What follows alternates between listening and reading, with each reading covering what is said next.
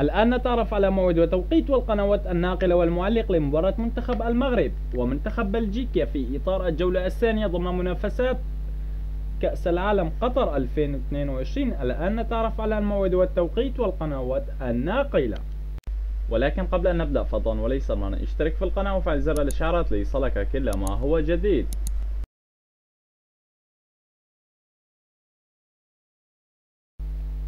موعد المباراة اليوم الأحد 27/11/2022 بين منتخب بلجيكا ومنتخب المغرب في إطار الجولة الثانية، وستنطلق بداية المباراة في تمام الساعة 4 عصرا بتوقيت مكة المكرمة، وبتوقيت العراق وسوريا والأردن، وبتوقيت مصر في تمام الساعة 3 عصرا، وبتوقيت تونس والمغرب والجزائر ستنطلق بداية المباراة في تمام الساعة 2 ظهرا.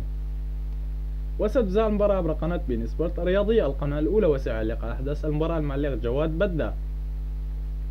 كل التوفيق لمنتخب المغرب في مباراته اليوم الأحد 27/11/2022 في إطار الجولة الثانية من بطولة كأس العالم قطر 2022.